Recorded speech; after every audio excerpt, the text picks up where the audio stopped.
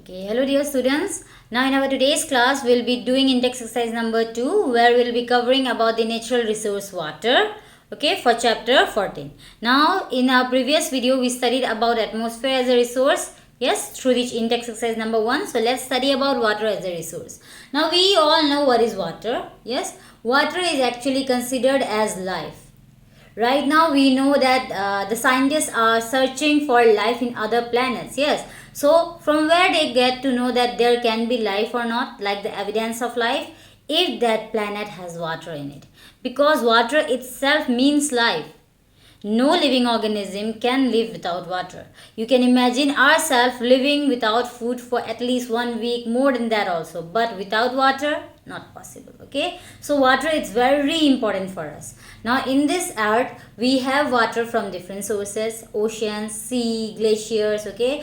And the glacier waters are fresh waters which are present in the frozen way. But the fresh water, the water that is available for us to drink or for other requirements, it varies from place to place. Okay, not in every place the fresh water availability is same. Okay, it changes, and water is required for all kind of living processes, whether it's for me or whether it's for a bacteria also. Okay, so water is required in every way. Now let's study from the first question. Why do organisms need water? Okay, so we know water is a resource. Yes, it's a natural resource. Now why it's a natural resource, we'll learn from this answer. So we organisms, we need water. Why? Because all the cellular process require water. That means whatever is happening in my body, it won't happen if I don't have water in my body. We say that we have to keep ourselves hydrated. Okay, we don't only have to keep ourselves hydrated, we have to provide our body a minimum amount of water that is required by all the cells in our body. And that's not only for us, for all living organisms. Okay, whatever life form is there on this planet, they need water in order to continue to live. Okay, now the next one, since most of the substances are transported in dissolved form, water is necessary. Now this is also the same thing. Now we say we eat food. Yes. So I'm not talking about cooking food using water, but the carbohydrate or the fats or the proteins, whatever you are consuming, they are all dissolved in water. Okay. We cannot actually take a pure form. Okay. It won't be easy for us, but we need everything, whatever is provided to us in a dissolved form, and the substances are dissolved in water. Okay. So remember, water is required because water is the medium. Okay, water is the medium through which all the nutrients are transported to our body. Okay, so water is required in that way as well. Now the third one, it helps to maintain body temperature. Yes, if there is no water, you will get dehydrated, your body temperature will go low and low. Yes, so body temperature, because in order to have a healthy life, your body temperature should always be normal. Yes, and especially in summers, we know that if you don't drink proper amount of water, you will get dehydrated very easily, and your body temperature will go down, and your BP will go down, and you might faint. Yes, so water also regulates our body temperature. Now the last one, it is required to maintain the balance of salts within the body. Okay, now in our body we have different kinds of salts of sodium, potassium. Okay, we have all learned about these chemical names. Yes, we have salts of potassium, sodium. Okay, all those salts are obtained to us through different medium, but in order to regulate, okay, in order to maintain the balance of the salts in our body, we need water, because we cannot let one salt access the other salt. Okay, in that case we might suffer some or the other kind of diseases. So in order to prevent that, we need water again as a medium. Okay, because water helps in the regulation of the salt balance in our body. Now dear students, in exam, of course, some of you write your own answer. It's okay until unless it's correct. In your exam, don't write that water is required to wash your clothes and water is required to take bath. Okay, those are not essentials. Okay, we are talking about the necessity of water as a resource. Without water, which is never possible. Okay, so remember to write which is actually correct for the answer. Okay, don't write water is required for washing clothes and all that stuff. Okay, that was what you have studied in lower classes. Now you have to understand what is the necessity of water, why we consider water as life. Okay, so this was the answer for question number 1. Now let's move to question number 2.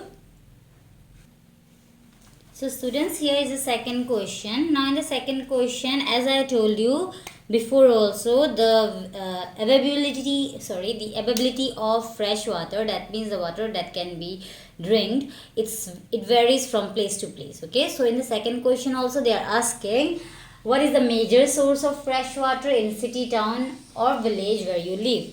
So we are talking about Dimapur. So we all know where is the major source of water over here. Either it can be underground water, yes, that means taking out the water from the underground source, or it can be river water. Yes, so these are the two major sources of fresh water, okay, available to us in Dimapur. Since we are talking about Dimapur, and it's actually true for most of the cities and towns. Okay. Now next, do you know of any activity which may be polluting this source?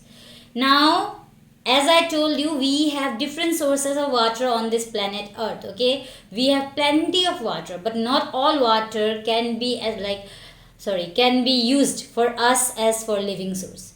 Okay, because we need fresh water for our essential needs, and it's not available as a whole. Okay, it's not available to that extent that we all of us can use it to a very upper extent. But this water, the fresh water, whichever is available right now, they are also getting polluted because of many different reasons. Okay, now first we'll just talk about the first reason, like in our home, when you wash your dishes, when you wash your clothes, whatever wastewater you get, we just throw it in the drain. Yes, and that drain gets connected to a bigger drain, and that bigger drain goes to the river directly.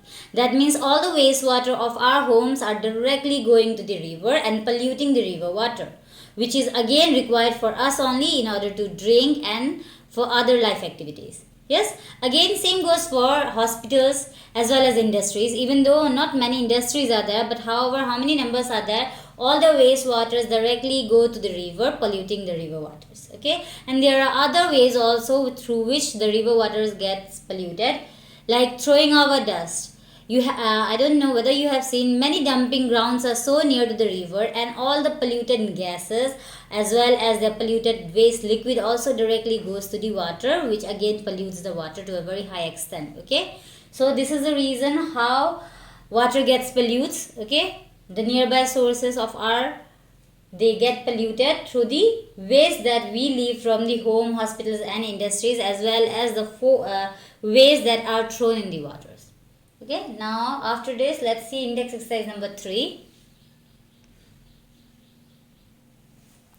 So students, here we are with the index exercise number 3. Okay, now in index exercise number 3, I'm not gonna write the answers because the answers are quite long. Okay, so I'll send you the PDF. From there you can copy down the answers, but I'll explain you. Okay, now in the index exercise number 3, we are gonna discuss about the third natural resource that is again required for us living beings in order to live, that is soil. Okay, now you must be thinking how that soil is important for us. Now soil is very much important for us because it helps us in getting our food actually. Yes, whatever food source you are taking, it requires soil, because through soil only the plants grow. Yes, even if you think about meat also, the animals that we take as the source of meat, those animals again require the grass.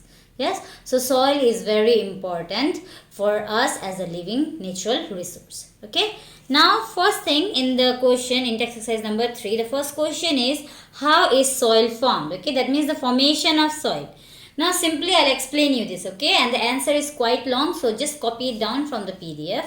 Now when we say formation of soil, the soils are actually formed by breaking down of huge rocks. Okay, the mountains, all of those have rocks. Yes, and the breaking down of those rocks leads to the formation of the powder that we call soil. Okay, but in breaking down of those rocks, there are different factors which are involved. Okay, so the factors are sun, water, wind and living organism. That means 4 factors are there.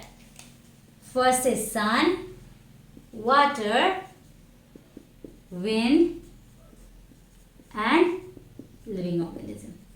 Okay, so let's see how does this happen. So when I say sun, during the daytime the sunlight is very maximum. Yes, it's too much. So that time the rocks, they get heated up and they start expanding. Okay, that means the surface area starts extending, and when it's night they again start contracting. The portions which have already expanded, they again come back, they contract. Expanding means increasing in size and contracting means decreasing in size. Okay, so in the daytime, because of the sunlight, they expand, the rocks they expand, and at night they contract. But generally this expansion and this contraction doesn't happen at the same rate, or you can say at the same speed, because we know maybe sometimes the sunlight may be more and maybe the temperature at night may be less. Yes, so because of that reason, the expansion as well as the contraction doesn't happen with the same speed, and this leads to the formation of cracks.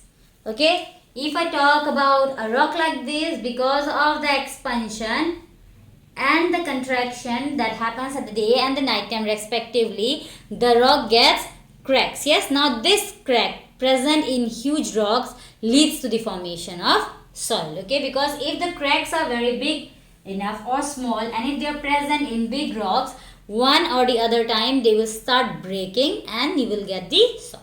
Okay, now the next factor is water. Now water helps in the formation of soil in two ways. Okay, now the first way is that when the rocks they get crack, yes, like some rocks they will get the crack from the sun, but they won't be able to break down into soil. To that crack, the water will go inside them. Yes, and what the water will do, that it will result in making the cracks bigger. Okay, so if the water helps in making the cracks bigger in the rocks, again the rocks will start breaking down and the resultant will be our soil. Yes, and the third one, running water. Running water in the sense the water that are coming from the river, ocean source, or we can also consider the rain. Okay, so what happens when you talk about running water, when it run away, when it moves the surface of a rock. Okay, if this is the surface of a rock, water is coming over from here, and if the speed of the water is very high, it will take the surface layer of the rock in powder form and it will get precipitated down. Okay, so that down precipitation is nothing but the layer of soil. Okay, so first way, water gets inside the cracks present in a rock and helps in the formation of soil, or running water sways away the upper layer of the soil, giving you soil.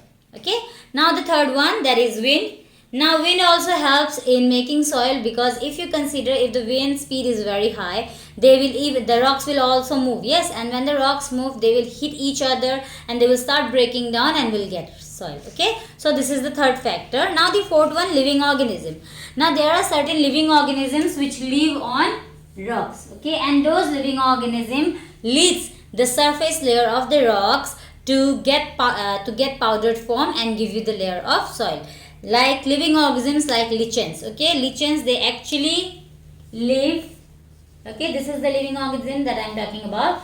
This living organism live on the surface of a rock, and while their growth time, they release certain kind of substances which makes the rock's surface to be to break down into powder form and giving you soil. Okay, so these are the four factors by which we get soil. Now let's talk about soil erosion. Okay, all the answers will be given in the PDF format, so don't worry. So let's talk about soil erosion. Now what is soil erosion? Now soil erosion is nothing but the movement of the soil that is being caused by heavy wind or heavy water flow. Okay, like if you have seen in mountains, when the rain is coming with a high speed, what happens? The soil again comes along with the water. Yes, it flows, and that is only soil erosion. Okay, the movement of the soil bodies because of the high speed of wind or high speed of water. Okay, that is only soil erosion. In the answer also I have written the blowing away or washing away of soil from the land surface by wind or water is known as soil erosion. Okay, now there are certain methods which can be taken care of in order to prevent this soil erosion. Okay, now the first method is deforestation, prevention of deforestation. That means simply they are asking you for not cutting the trees, because when we cut the trees, the soils are free. Yes, and when the rain will come, they will easily flow away. But in case the trees are there, that means you are doing afforestation, that means the plants are there, then the trees will hold the soil. Okay, through their stems, through their roots, they will hold the soil, and even if the rainfall is very high, the soil won't flow away. Okay, won't be washed away by the rain, because the tree roots, they help in holding the soil together. Okay. Now the next is step farming. Now step farming is a farming like we do farming on the first layer, again after the second layer, again in the third layer, again on the fourth layer. Okay, just it looks like a step. Now how it helps in soil erosion, because even if soil erosion happens also, the soil will go to the next layer. Okay, again it will go to the next layer, again it will go to the next layer. Okay, and because of this step formation, the erosion won't happen to a larger extent. Okay, and moreover in each step, even the width of the stand is this much. So the crops that you have grown in that plot of land or in that step are holding the soil very tightly. Again, the next step also, the crops are holding the soil very tightly. So in this way they help in holding the soil very tightly and help in soil erosion. Okay, no sorry, help in preventing soil erosion. Again, soil cover. Now there is a technique using which we provide an artificial cover to the soil which helps in protecting the soil from soil erosion. Okay, so this was from index exercise number 3. So we have done index exercise number 2 and number 3. For both the index exercises, I will send you the PDF. Watch the video in order to understand all this answer, and make sure if you get problem with my handwriting to write it down, make sure to see the PDF. Okay, and for today, for index exercise number 3, you have to write the answers from the PDF itself.